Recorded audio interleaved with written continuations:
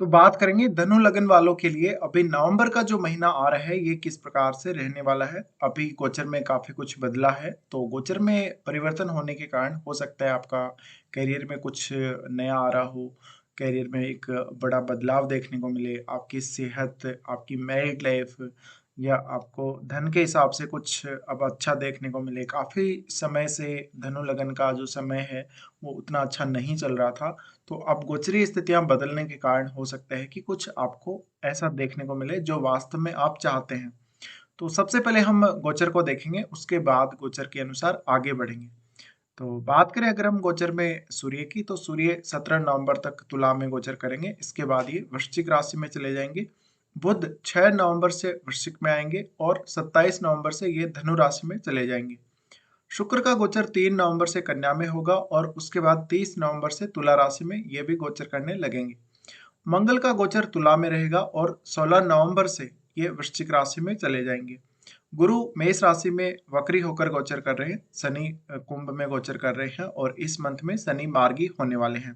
इसके अलावा चंद्रमा 1 नवंबर को मिथुन राशि में गोचर करते हुए दिखेंगे।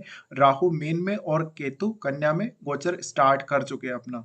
तो ये गोचरीय स्थितियां हैं। अब यहाँ पे हम देखेंगे आपको इस गोचर के परिणाम क्या क्या मिल सकते हैं। तो सबसे पहले बात करते हैं आपके लग्नेश से।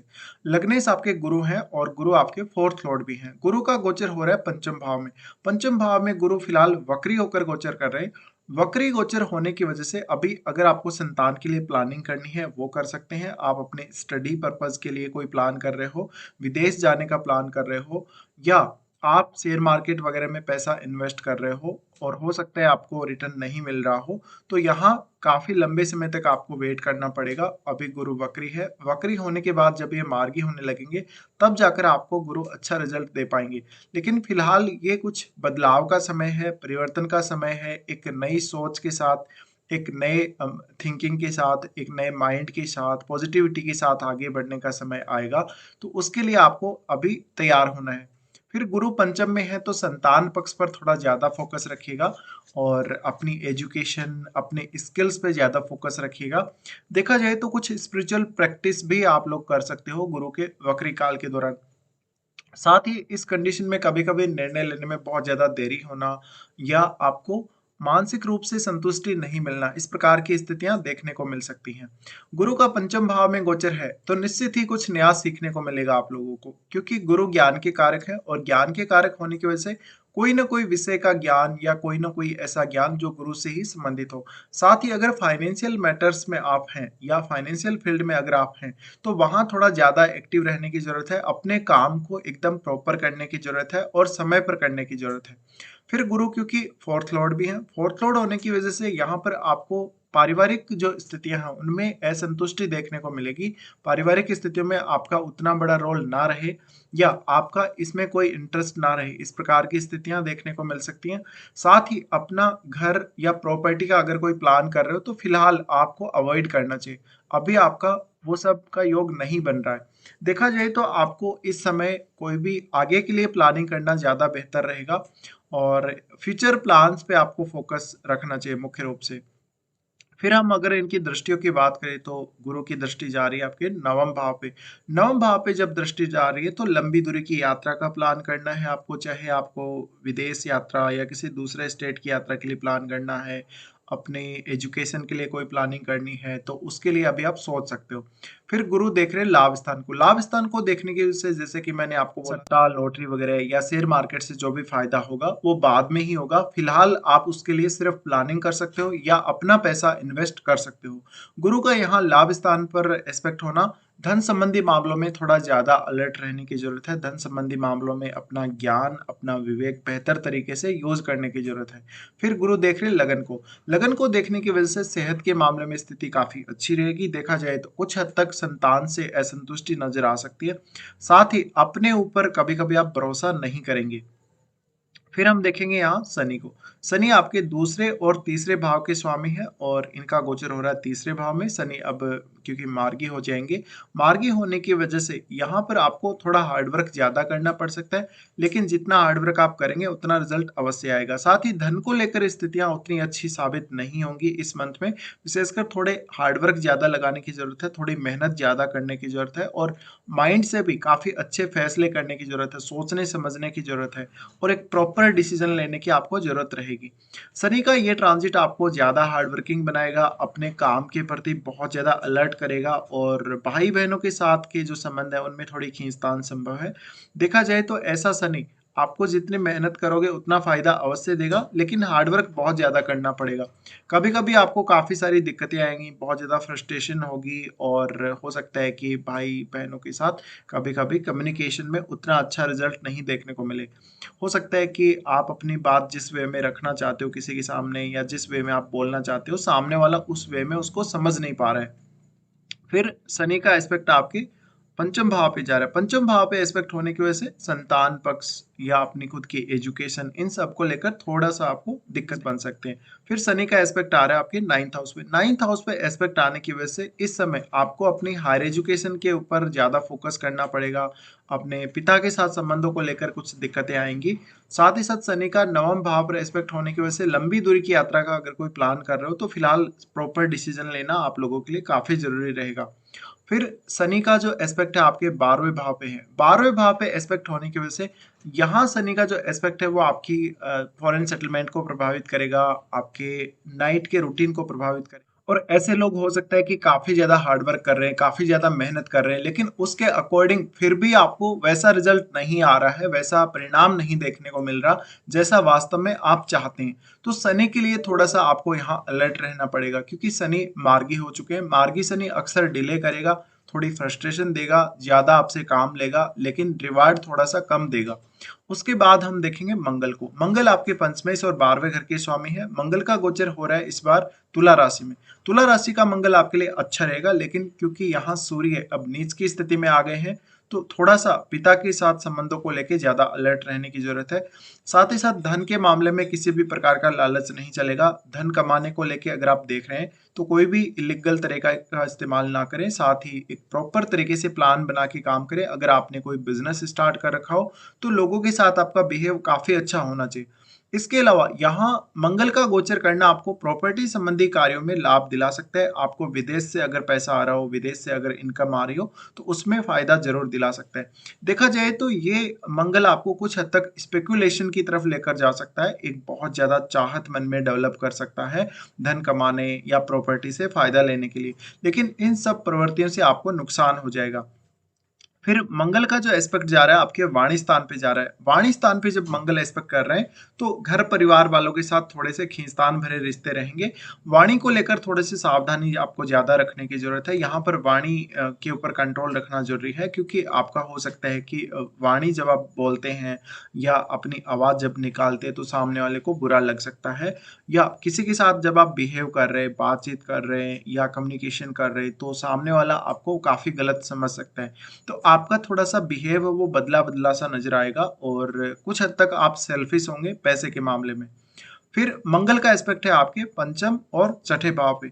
इन दोनों भावों पे एस्पेक्ट होने की वजह से संतान को लेके आपको यहाँ पे बहुत ज्यादा जल्दबाजी करने की जरूरत नहीं है, या संतान से बहुत ज्यादा एक्सपेक्टेशन रखने की जरूरत नहीं है।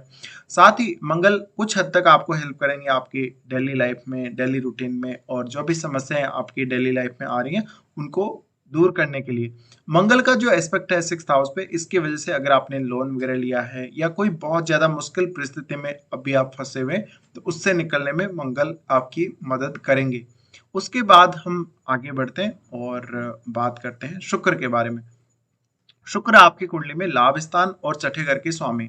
शुक्र का गोचर बेहद खास है, क्योंकि शुक्र नीच के होकर और ऊपर से केतु के साथ भी गोचर कर रहे हैं।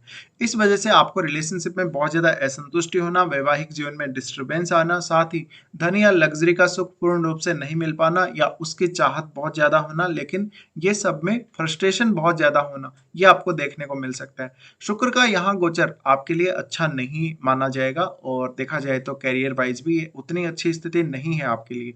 आप अपना जॉब छोड़ने का प्लान कर सकते हो, आप अपना वर्क प्लेस बदलने का प्लान कर सकते हो शुक्र के इस गोचर में। शुक्र का ये गोचर आपके कार्य क्षेत्र को बहुत ज़्यादा प्रभावित करेगा। अब जिनका फील्ड ही शुक्र से रिलेटेड है, उनको थोड़ा ज़्यादा सावधानी रखनी, क्योंकि शुक्र यहाँ नीच का है तो आपको करियर में काफ़ी डिस्टर्बेंस दे सकता है। आपको यहाँ तक कि आपकी इमेज खराब कर सकता है।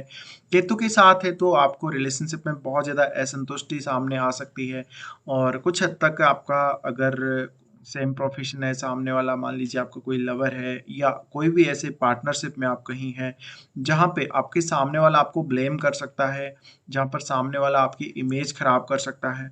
शुक्र का ये ट्रांजिट केतु के साथ अच्छा नहीं माना जाएगा। साथ ही धन और लग्ज़री के सुख के लिए भी ये उतनी अच्छी स्थिति नहीं है। तो इस महीने में विशेष रूप से आपको थोड़ा अलर्ट रहना पड़ेगा। धन कमाने को लेकर या धन प्राप्त करने को लेकर लालची प्रवृत्ति से आपको बचना चाहिए। फिर यहाँ राहु का भी एस्पेक्ट पड़ रहा है शुक्र के ऊपर, तो ये आपके रिलेशनशिप को बिगाड़ने का काम करेगा, मैरिड लाइफ को काफी डिस्टर्ब करने का काम करेगा और आपका किसी की तरफ अगर अट्रैक्शन होता भी है तो वो एक ऐसा अट्रैक्शन, एक ऐसी चाहत है होगी जो वास्तव में आपको अट्रैक्शन जो बनेगा वो किसी का फेस देख के या बॉडी का लुक या शेप देख के बनेगा। तो वो वास्तव में एक सही अटैचमेंट किसी के साथ नहीं है या वो एक सही अट्रैक्शन नहीं है वास्तव में। तो कुछ हद तक यहाँ पर आपका जो ऑब्सेशन होगा सामने वाले के साथ, वो उसके बॉडी से निर्धारित होगा, उसके बॉडी के कलर से निर्धारित होगा, लेकिन वास्तव में आपके हृदय से वो प्यार नहीं होगा। तो यहाँ काफी सारी दिक्कतें आ सकती हैं। अगर स्त्रियों के चार्ट में ऐसी स्थिति बन रही है तो उनको कुछ हद तक धन को लेकर असंतुष्टि हो सकती है, अपने कार्य क्षेत्र को लेकर बहुत ज्यादा असंतुष्टि सामने आ सकती है। फिर हम आगे बढ़ते हैं यहाँ से और बात करते हैं बुध के बारे में। बुध का गोचर देखिए, बुध वृश्चिक राशि में गोचर कर रहे हैं और बुध आपके 10th लॉर्ड भी हैं। तो इस केस में बुध आपको कुछ हद तक सहायता करेंगे। आपको अगर नाइट शिफ्ट में काम करने को मिल रहा हो तो आपके लिए स्थितियां अच्छी रहेंगी। साथ ही साथ जीवन साथी की सेहत को लेके या जीवन साथी कोई बहुत बड़ा आपको लॉस करवा देगा या जीवन साथी के लिए कोई बड़ा खर्चा इस मंथ में आप लोगों को करना पड़ सकता है। बुध का 12वें भाव में जाना कुछ हद तक वाणी के लिए अच्छा नहीं है और साथ ही साथ आपको धन को लेकर उतनी अच्छी स्थिति नहीं बनती। अगर आपका प्रोफेशन का संबंध विदेशों से है या आपका प्रोफेशन कोई ऐसी कंपनी से जुड़ा है जो एमएनसी है, मल्टीनेशनल कंपनी है, तो आपको फायदा जरूर हो सकता है, लेकिन काफी ज्यादा डिफिकल्टी आपके सामने आएगी। आप अपने पैसे को, धन को मैनेज नहीं कर पाएंगे। यहाँ पर वाणी को लेके भी काफी सारी दिक्कतें आएंगी। साथ ही साथ हो सकता है कि आप डे टाइम में उतने ज़्यादा एक्टिव नहीं हैं अपने काम को लेके, लेकिन नाइट में आपको ज़्यादा काम करना पड़ रहा है, ज़्यादा हार्ड वर्क करना पड़ रहा है और काफ़ी ज़्यादा मेंटल टेंशन आपको रहने वाली है। उसके बाद हम आगे बढ़ेंगे और अब बात करेंगे चंद्रमा के बारे में। चंद्रमा आपके अष्टमेश है और चंद्रमा का गोचर आपके सप्तम भाव में हो रहा है। सप्तम भाव में इनकी स्थिति शुरुआती 3 दिन तक रहेगी। तो ये स्थिति में जीवन साथी के साथ थोड़ा मनमुटाव होने के चांसेस हैं। जीवन साथी की सेहत या इमोशनल कनेक्शन जो आपका अपने जीवन साथी के साथ है, उसमें काफी उतार चढ़ाव आने के चांसेस हैं। साथ ही साथ ये एक सडन ऐसी स्थिति को दिखाता है जहां पे अगर आपका कोई बिजनेस हो तो बिजनेस में काफी उतार चढ़ाव इस मंथ के स्टार्टिंग में आ सकता है। साथ ही आपकी एक अच्छी इमेज को चंद्रमा यहाँ दिखाते हैं और जीवन साथी के साथ काफी हाई अटैचमेंट को दिखाते हैं। चंद्रमा उसके बाद अपनी स्वराशि में जाएंगे। स्वराशि में जाने के बाद से आपको धन संबंधी स्थितियों में एक बड़ा बदलाव देखने को मिल सकता है। साथ ही मानसिक रूप से ये स्थिति उतनी अच्छी आपके लिए नहीं साबित होगी। आपके ऊपर काम का प्रेशर रहेगा, काम का बर्डन रहेगा, लेकिन चंद्रमा का अष्टम भाव में जाना कुछ हद तक आपको धन में राहत दे सकता है। अचानक कहीं से प्रॉपर्टी या धन दिला सकता है। फिर चंद्रमा 9th हाउस में जाएंगे। 9th हाउस में जाने से लगभग इनका ये गोचर यहाँ 6-7 तारीख के आसपास होगा। तो ये जो पहला वीक रहेगा उसमें चंद्रमा पे आपको ज्यादा ध्यान देने की जरूरत है और यहाँ जो चंद्रमा जा रहे हैं 9th हाउस में चंद्रमा के जाने से अपने जीवन साथी के साथ कुछ हद तक आपका अच्छा कनेक्शन बनेगा और कुछ हद तक आपको डिसीजन लेने में दिक्कतें जरूर आ सकती हैं, लेकिन एक क्रिएटिव लेवल पे अगर देखा जाए चंद्रमा के ट्रांजिट को, ये अच्छा ट्रांजिट रहेगा आप लोगों के लिए। सिंह राशि में चंद्रमा का जाना कुछ हद तक आपके लिए एक परफेक्ट रिप्लेसमेंट होगी चंद्रमा की और यहाँ पे आपको यात्रा करने का मन बनेगा, कहीं ना कहीं कोई लंबी दूरी की यात्रा हो या सडन कोई यात्रा का प्लान आप कर रहे हो। उसके बाद हम आगे बढ़ते हैं और सूर्य के बारे में बात करते हैं। सूर्य आपके 9वें घर के स्वामी है चार्ट में और सूर्य का गोचर लाभ स्थान में हो रहा है, लेकिन सूर्य नीच की स्थिति में है। इससे आपका अपने फादर के साथ कोई प्रॉपर्टी मैटर को लेके या धन को लेके विवाद हो सकता है या काफी ज्यादा अनबन हो सकती है। आपके नेटवर्क में जो लोग हैं वो आपका फायदा उठाएंगे, वो आपकी सहायता नहीं करेंगे। आपको किसी के अंडर में काम करना पड़ सकता है, या मान लीजिए आपने किसी को पैसा उधार दिया हो तो उसकी बात को आपको मानना पड़ सकता है। सूर्य यहाँ है तो आप उतनी ज्यादा लाभ की उम्मीद सूर्य से नहीं कर सकते, क्योंकि सूर्य नीच की स्थिति में है। फिर आपका जो 11th लॉर्ड है वो भी इस महीने में अच्छा गोचर नहीं दिखा रहा, अच्छी स्थिति नहीं दिखा रहा, क्योंकि नीच की स्थिति में आ रहा है और राहु केतु के एक्सिस में भी आ रहा है। इस वजह से धन को लेकर जो चाहत आपकी होगी इस मंथ में वो पूरी नहीं हो पाएगी। हालांकि फिर भी धन काफी अच्छी मात्रा में आपके पास आएगा, लेकिन आपकी मानसिक रूप से संतुष्टि नहीं प्राप्त हो पाएगी।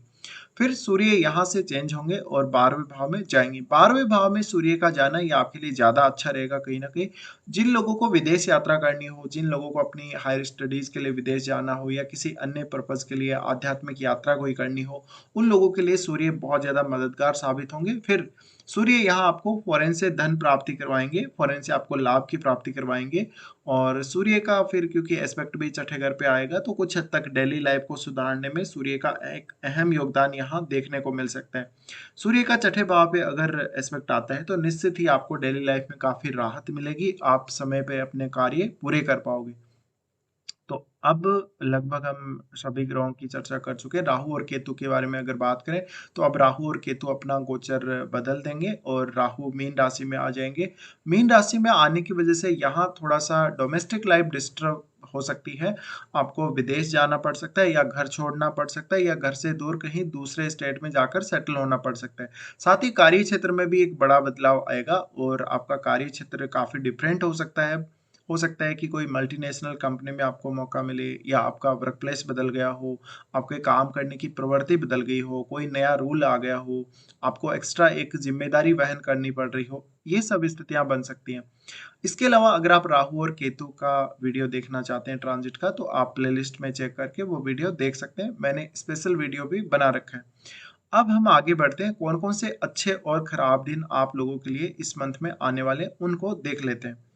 सबसे पहले अगर अच्छे दिनों की बात की जाए तो अच्छे दिनों में 6 से 8 तारीख तक, फिर 16 और 17 और 24 और 25 तारीख, ये धनु लगन वालों के लिए बहुत ही अच्छे दिन रहेंगे। अगर आपका कोई भी काम नहीं बन पा रहा, किसी भी काम में बहुत ज्यादा रुकावट आ रही है, तो आप इन दिनों में अपने काम के लिए प्लानिंग्स कर सकते हो।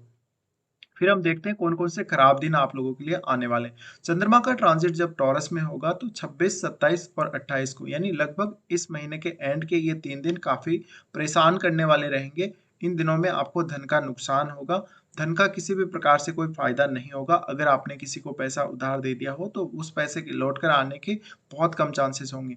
इन 3 दिनों में आप अपने रूटीन को लेकर परेशान रहोगे, किसी के साथ कोई विवाद या झगड़ा हो गया तो आपको बहुत ज्यादा दिक्कत होगी। फिर चंद्रमा का ट्रांजिट जब कैंसर में होगा यानी कर्क राशि में होगा 4 और 5 को, मानसिक रूप से स्वास्थ्य अच्छा नहीं रहेगा, काम का प्रेशर आपके ऊपर ज्यादा रहेगा और 4 और 5 को कहीं से सडनली धन आने के चांसेस बन सकते हैं। चंद्रमा का गोचर जब स्कॉर्पियो में होगा तो 13, 14 और 15 तारीख को ये सबसे ज्यादा परेशान करने वाली स्थिति आपके लिए रहेगी। इन 3 दिनों में कोई भी निर्णय लेना हो उसको आप अवॉइड करिएगा, साथ ही अपने स्वास्थ्य का पूरा ध्यान रखिएगा। मानसिक रूप से स्थिति अच्छी नहीं रहने वाली, काफी ज्यादा गुस्सा आना, मूड स्विंग होना, ये सब आपको देखने को मिल सकता है। तो 3 दिन बेहद खराब रहेंगे, इन दिनों का आपको विशेष ध्यान रखना है। फिलहाल हम अपना डिस्कशन पूरा कर चुके हैं। वीडियो देखने के लिए धन्यवाद।